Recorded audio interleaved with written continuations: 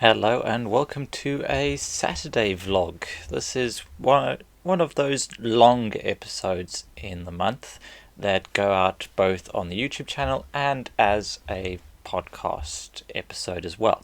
It's a chance for me to dive a little bit deeper into a particular area, whether it's kind of business life or educational philosophy, just taking a really deeper look, or a chance to interview experts or just have a talk about things that are happening in the outdoors. So this is actually my last video of the year, video or podcast of the year, because it's about this time in December that I start to wind down and start to finish things off. I still have a few events to go. I've got some Christmas crafts going and Christmas celebrations, but really I'm looking to wind it all down, start spending a bit more time with family, and then eventually be able to have a hard stop on the 23rd and enjoy the time from then until the New Year's.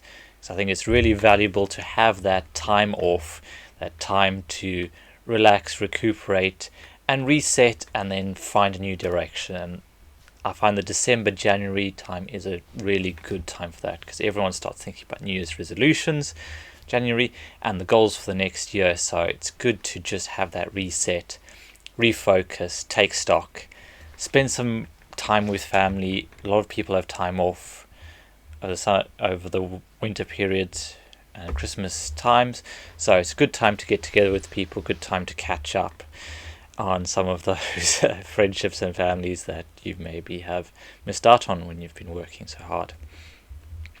So I thought for this last one we'd talk a little bit about my year and some of the things that I've learned, some of the things that I've worked out through trial and error, and celebrate some of the things that have gone really well. So there's a few things to pull out from there. But first of all, so this year has been a really big one and a busy one. We'll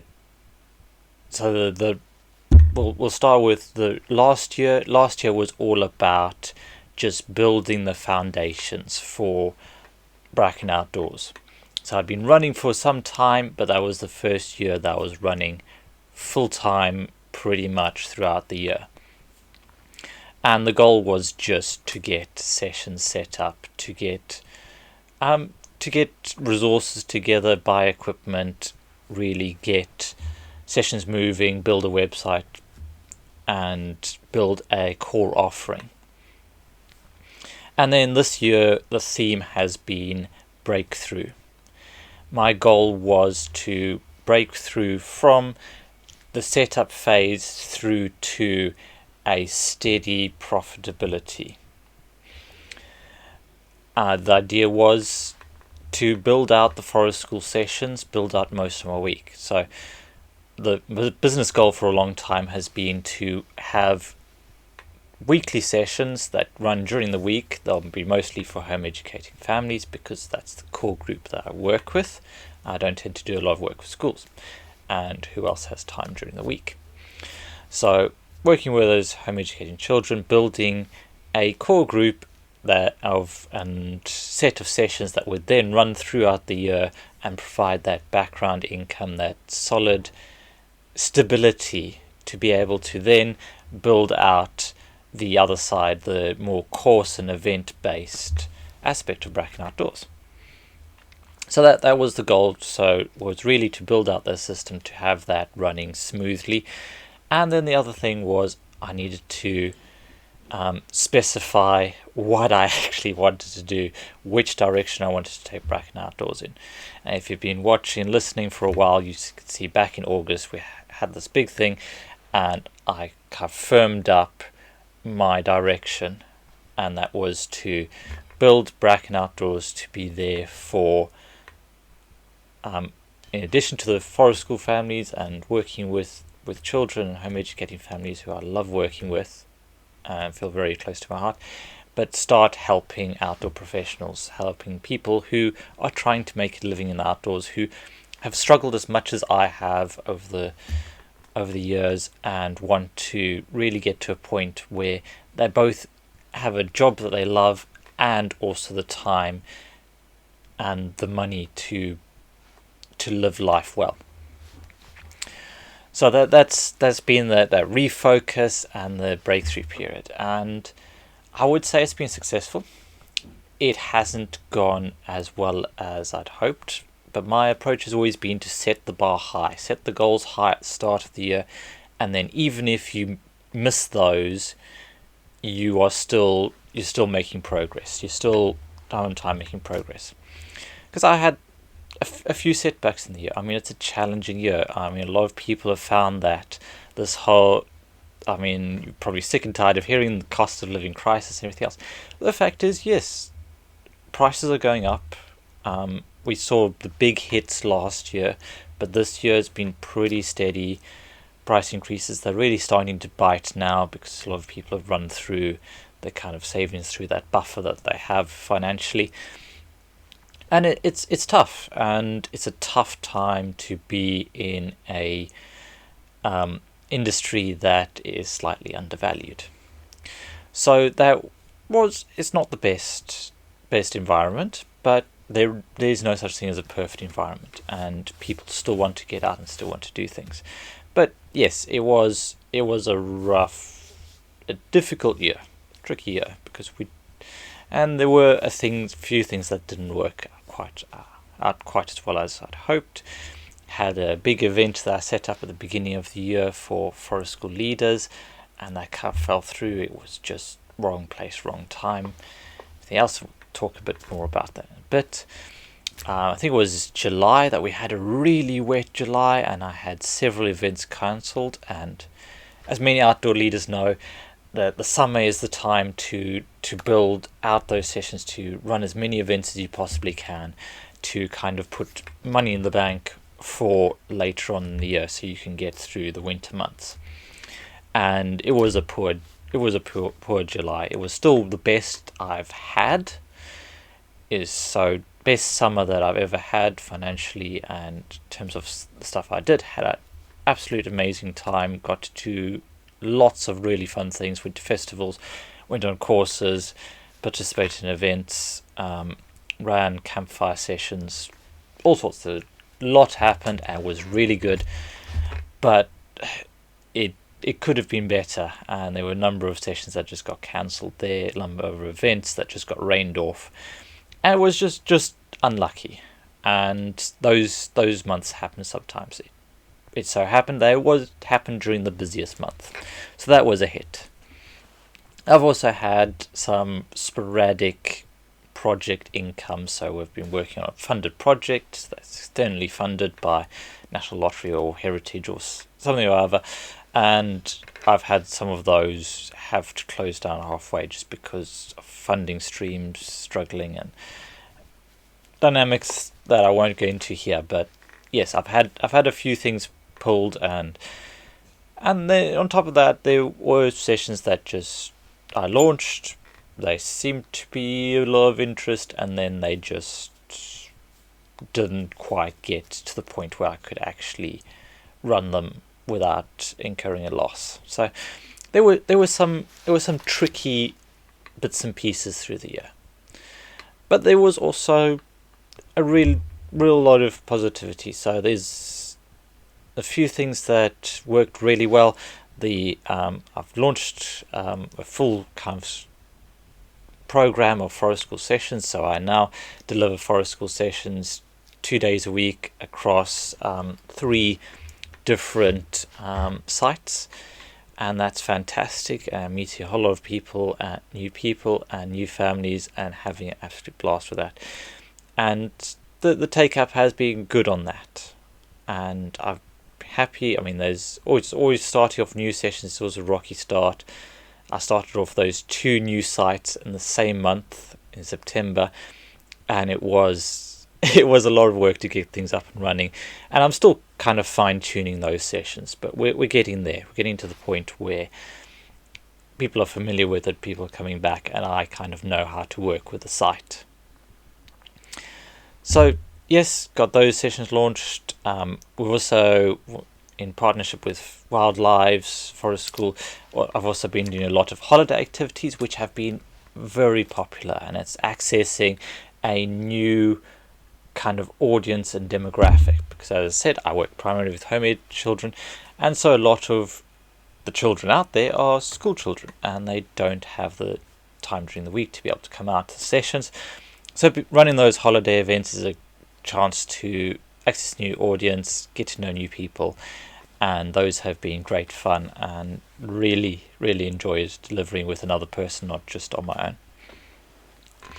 So that's been great. And also I've been working a lot hard on these YouTube videos and built quite a demanding schedule for myself. I started the year with the intention that I would basically release one video a week, and in the end I ended up exceeding that average. I think I missed 3, maybe 4 weeks total over the year, where due to being away or on events or courses, I didn't manage to upload something.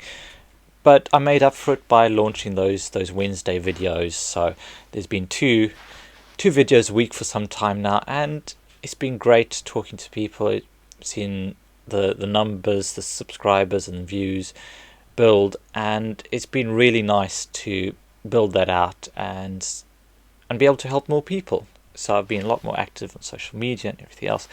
So I'd say that's a really strong point, and I think I succeeded in my intention for the year, which is to break through and to build the engine and specialize in what I wanted to do. So that's the broad picture. That's kind of where I'm coming from here. And we'll probably do a whole look into what I'm planning for next year in the new year. But I just want to give you kind of a picture of where things are and what's worked. So here are some of the lessons that I learned over the course of this year. And the first one, and it is a hard lesson to learn, is that audience comes first. What I mean by this is that you need to make sure you have an audience lined up for your product or your service before you launch it, especially if you don't leave enough time to build that audience. So, as I said, I said previously, I built out this whole workshop weekend that I was going to run in the beginning part of the year, and the idea was that we'd get forest school leaders coming from all over, and they would come for a day of workshops similar to the Excellence in Woodland that Dave Watson used to run at Woodland Survival Crafts. And I don't think I had enough reach at the time. I wasn't well known enough, and amongst the people that did know me, we had schedule clashes and everything else. It was a very busy weekend that I picked. So I think it's really that if you're looking to sell something to a wider audience and you're looking to launch something, particularly a one-off event that doesn't get the opportunity to build slowly. Because if you run your forest school session, you can start off with 1 or 2 people, then you can run, next week you might get 3, the next week you might still have 3, a couple of weeks later you might have 6, and you can build it slowly because there's time for the word to get out there, word of mouth to get out there. But with a big event, it's there and gone. So you don't have that opportunity, particularly if it's an annual event. You don't really have the option to build it slowly, because I don't know about you, but I don't think very many people have the financial reserves to run an event at a major loss for several years while they're building audience.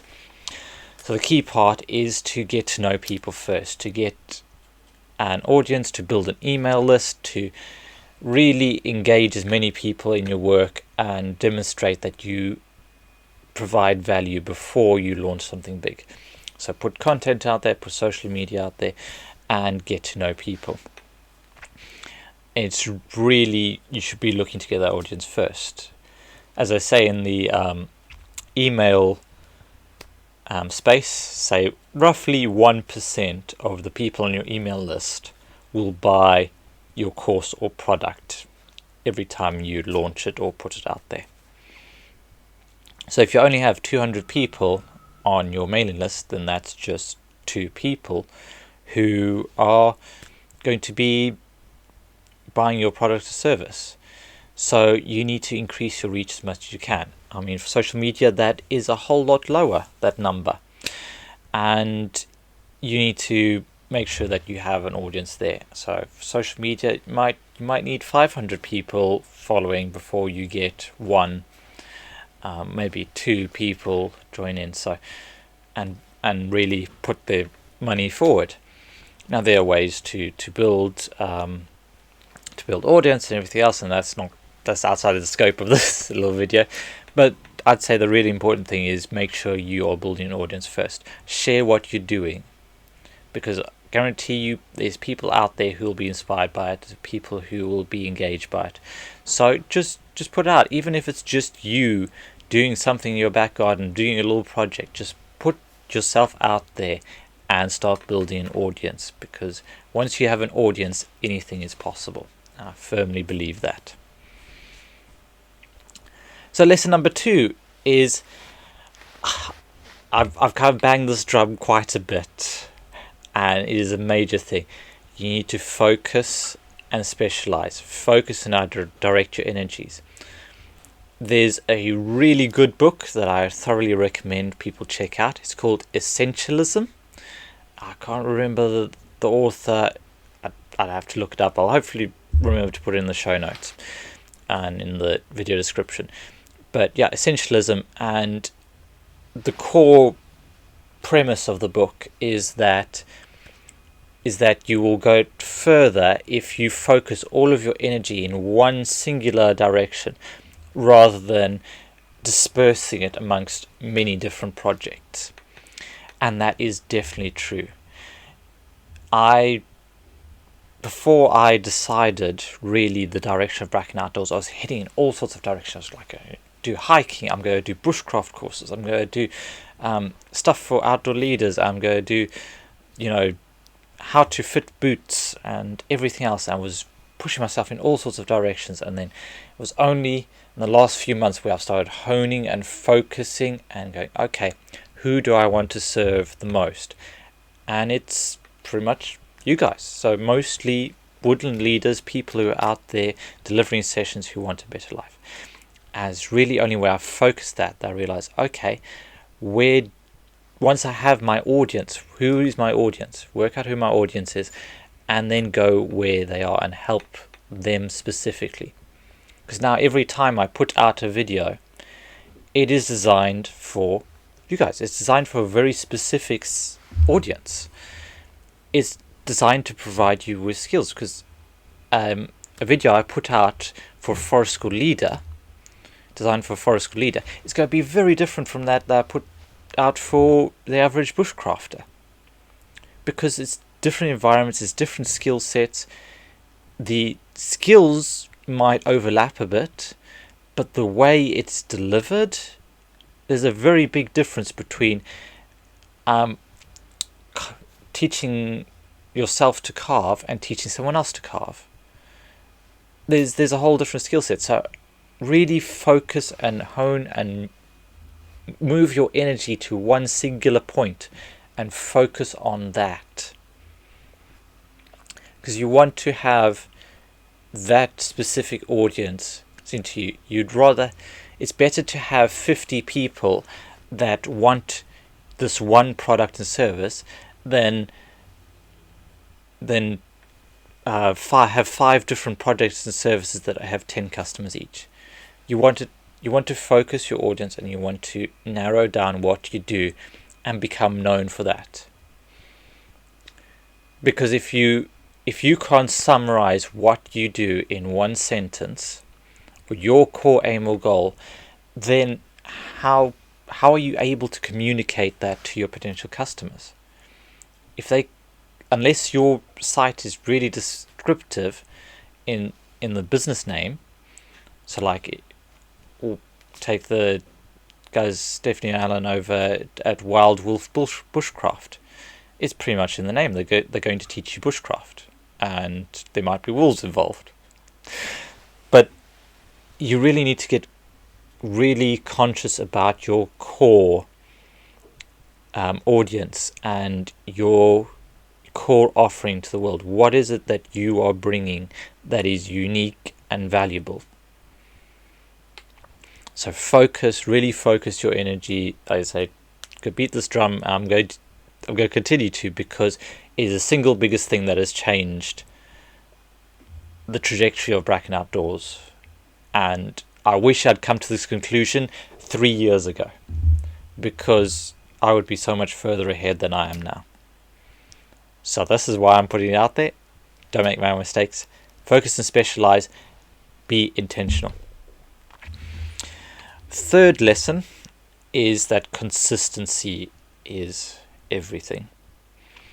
Small actions made consistently will outstrip massive efforts. I'm paraphrasing. I can't remember where that saying came from. I think it's a Greek proverb or something. Don't quote me on that. But the key message there is that you want to keep making small bits of progress, and they will add up in the end. So you're in this for the long run. I believe you should be in this for the long run.